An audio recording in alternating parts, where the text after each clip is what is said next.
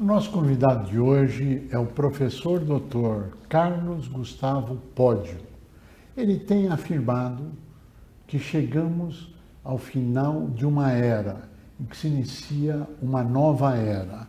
É um prazer tê-lo conosco, professor. Prazer estar de volta conversando com vocês. Obrigado. Você tem feito essa afirmativa. Perfeito.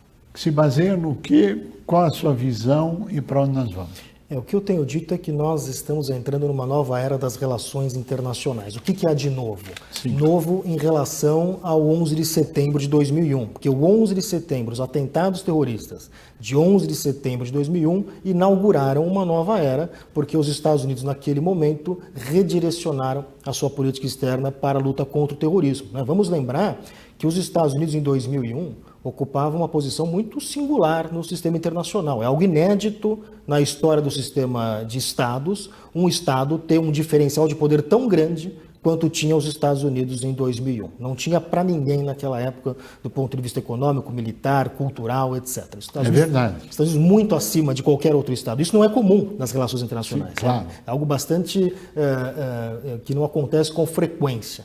Então, os Estados Unidos são atacados naquele momento, eles estavam há 10 anos que tinham ganho a Guerra Fria, estavam relativamente tranquilos e em busca, em certa medida, de um propósito na sua política externa no pós-Guerra Fria. O 11 de setembro deu aos Estados Unidos este propósito na luta contra o terrorismo. Eles acharam que o antiterrorismo seria a questão do futuro. O futuro seria determinado não mais pela disputa entre Estados, mas os Estados Unidos muito poderosos e outras ameaças, como, por exemplo, o terrorismo. Então, eles redirecionaram a sua política externa para isso a partir do 11 de setembro de 2001, inaugurando uma nova era nas relações internacionais. Foi um acerto ou foi um erro? Então, hoje eles descobriram que foi um erro. O próprio Joe Biden falou que foi um erro. Disse que, do alto da sua arrogância em 2001, os Estados Unidos com tanto poder, um diferencial tão grande de poder, achou que poderia sair modificando, por exemplo, sistemas domésticos no Afeganistão ou no Iraque.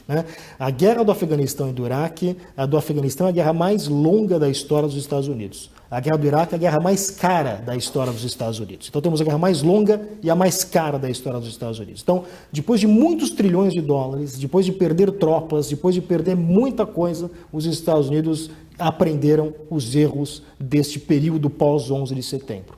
E o que aconteceu nesse meio tempo? A ascensão chinesa. Isso que os americanos perderam de vista. A história mostrou que precisa ter um redirecionamento. As suas afirmativas é que se inicia um novo ciclo mundial nesse cenário. Qual a sua visão daqui para frente? Porque o histórico está muito bem colocado. Exato. Agora, os desafios que virão. Então, o que há de novo? O que há de novo é que os Estados Unidos perceberam que o verdadeiro desafio do século XXI não é grupos terroristas, por exemplo, ou outras ameaças não estatais. O verdadeiro desafio do século XXI é um desafio clássico das relações internacionais, que é a disputa entre grandes potências. No caso, a disputa entre Estados Unidos e China. Então, eles estão redirecionando a sua política externa para encarar esse desafio. Isso é que é uma nova era da política internacional que vai ser caracterizada muito fortemente por essa disputa estratégica entre Estados Unidos e China. E os Estados Unidos, o Joe Biden deixou claro isso, que uma grande vantagem que eles têm com relação à China é um amplo arco de alianças que eles formaram ao longo de muitos anos, com os europeus principalmente, mas com outros países. Se você olhar os países do Pacífico, quem tem um arco de aliança muito mais profundo e robusto são os Estados Unidos. Os Estados Unidos é a principal potência do Pacífico, não Sim. os chineses.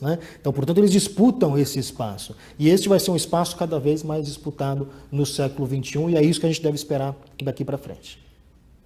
Dentro desse contexto, nós temos que botar um pouquinho de indagação o que deve acontecer com o Talibã, até que momento isto vai influenciar na nova era, o que vai mudar, se é que vai mudar, e como é que isso vai influenciar nessa relação Estados Unidos-China, que eu acho que a gente pode afirmar que são as duas grandes superpotências hoje no mundo, é isso? Exato, muito diferente de 2001, onde não havia uma outra superpotência. Totalmente diferente. Então, isso se insere também nesse contexto da saída dos Estados Unidos do Afeganistão. Inclusive, o Xi Jinping mencionou isso no discurso dele de abertura da Assembleia das Nações Unidas. Né?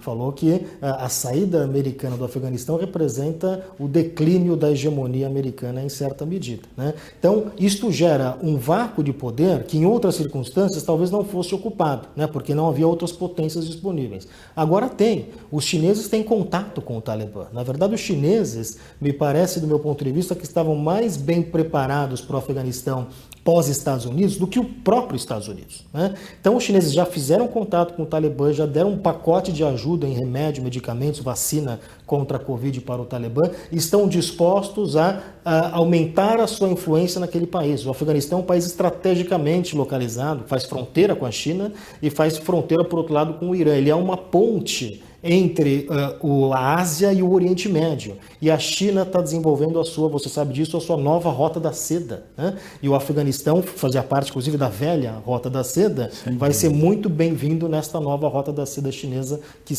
tem a ver com construir infraestrutura e passar gasodutos, etc. Então, a posição geográfica do Afeganistão vai ser um elemento claro aí de disputa entre Estados Unidos e China. Então, a saída dos Estados Unidos do Afeganistão vai representar, nesse novo contexto de disputa com a China, que a China é quem provavelmente vai ocupar esse espaço.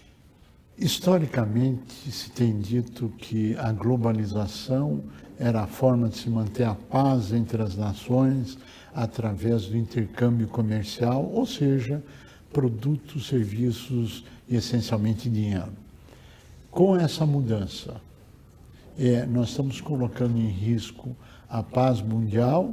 Nós estamos indo por uma confrontação ou isto deve se acomodar com tranquilidade? Isso é interessante, né? Porque nos anos 90 falava-se muito de uma aldeia global, a globalização, né? Quando chegou a internet, havia uma certa expectativa de que isso serviria para as pessoas se conectarem melhor e, no entanto, o que a gente tem visto não é exatamente o que tem acontecido, né? Contrário, ao contrário. Então, a gente tem visto a ascensão de nacionalismos, a ascensão de populismos, as pessoas falando em fechar fronteiras. Tivemos uma administração nos Estados Unidos que falou em tarifas. Os Estados Unidos, que sempre falou em abrir mercados, a administração Trump falou em tarifas, em protecionismo. Então, nos parece que há uma certa reversão deste processo de globalização. Né? Se isso é algo que é uma tendência para o futuro, a gente ainda vai ter que observar. Mas que, de fato, existe um processo, um retorno a formas antigas. Né? Achava-se que o nacionalismo estaria superado. Não, o nacionalismo ainda é uma força muito potente e uma força política que tem se manifestado em diversos lugares do mundo. Europa, Estados Unidos, no Brasil. Né? Então, isso deve causar problemas aí para esse processo de globalização. Na sua avaliação, qual a tendência deste comércio internacional?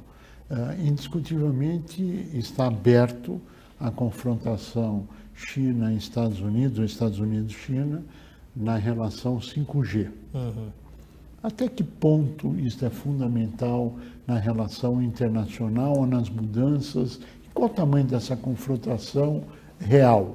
Então, veja como nesta chave de disputa China e Estados Unidos, a gente consegue compreender uma série de eventos internacionais hoje. Né? A disputa comercial, por exemplo, que foi, alguns dizem, inaugurada pelo Donald Trump, ela é só a ponta do iceberg de uma disputa geopolítica muito mais ampla, do qual o comércio nem é a parte mais importante. Né? Eu diria que a parte mais importante é a questão tecnológica, o 5G, por exemplo. Isto certamente é um elemento importante nessa disputa e nós já estamos vendo isso. Né? Os americanos, por exemplo, baniram, e muitos estados europeus, países europeus, baniram o 5G de tecnologia chinesa, por exemplo, porque estão preocupados com questões de espionagem e outras questões. Então nós vamos ter uma disputa aí que vai se manifestar em diversos setores, né? No setor econômico, no setor tecnológico, no setor cibernético. Né? A gente pode não ter guerra entre Estados Unidos e China, por exemplo, mas certamente vamos ter uma cyberguerra, uma guerra que a gente não enxerga. Esperamos que não tenhamos guerra, aquela guerra convencional, armada.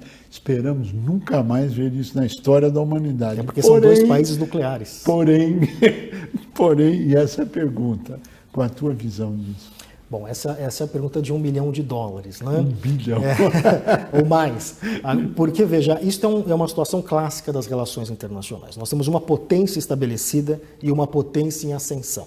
Em diversos momentos da história, isto resultou em guerra. né, para resolver quem é que seria a potência dominante. Porém, nos últimos anos, a gente não tem visto guerra entre grandes potências, em grande medida, porque chegou-se a um tal nível de destruição, a tecnologia avançou tanto, e a arma nuclear é um exemplo claro disso, que impede qualquer tipo de guerra entre grandes potências, né, pelo menos guerras convencionais. Então, o que a gente tende a ver é uma guerra, é um conflito, mas que se manifesta em outras áreas, né? Se manifesta na tecnologia, no comércio, na questão retórica, eventualmente um outro conflito mais localizado, né? Mas acho difícil imaginar que haja uma guerra entre duas potências nucleares como os Estados Unidos e China. Se houver, é um problema bastante grave. Bom, na sua avaliação, até que ponto a pandemia está influenciando nessa nova geopolítica?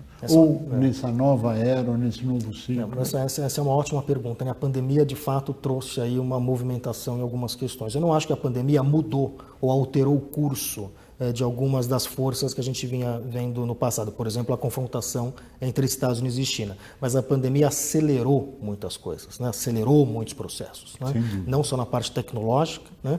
Mas acelerou, por exemplo, essa confrontação Estados Unidos e China. A relação entre Estados Unidos e China hoje é muito pior do que era há 2 anos atrás, né? Do ponto de vista retórico, do ponto de vista prático, do ponto de vista dos americanos começarem a tratar claramente a China como um adversário, do ponto de vista do Joe Biden, que também falou na Assembleia Geral da ONU sobre uma nova Guerra Fria, né? Disse o Joe Biden que quer evitar uma nova Guerra Fria. Está com a China na cabeça, né? Então, certamente, a pandemia ela ajudou a acelerar uma série de processos que a gente já vinha acontecendo há alguns anos antes, né? Já tinha uma certa, por exemplo, a questão do aumento do protecionismo. Isso já estava acontecendo em 2019, né? Mas com a pandemia, talvez essas coisas tenham piorado e se acelerado.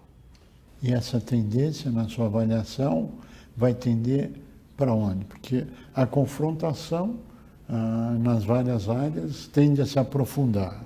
A confrontação econômica como subproduto, porque na verdade é o jogo do poder que está se discutindo na mais pura essência, é isso?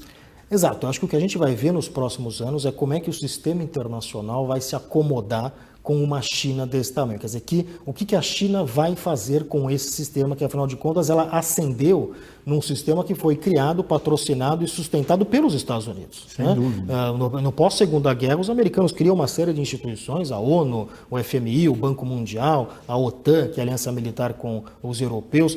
Todas as instituições que nós conhecemos hoje, elas não nascem do nada, elas nascem da proposta norte-americana. E, portanto, qual é a proposta da China? Como a China pensa a ordem internacional? Ela vai ter que começar a responder essas perguntas. Pódio, nós chegamos ao final do nosso tempo e eu pediria as suas considerações finais.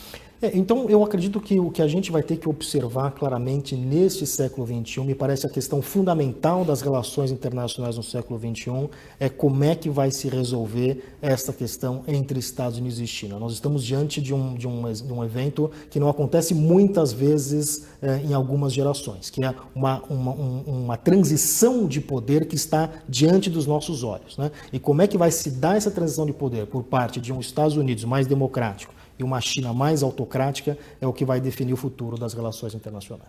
Carlos Gustavo Pódio, nós agradecemos muito a sua participação, o seu brilhantismo, esperando que possamos voltar a falar sempre no regime democrático e na paz. Muito obrigado pela sua participação. A você que esteve conosco, nosso mais profundo agradecimento, com a certeza que estaremos juntos na semana que vem. Até lá!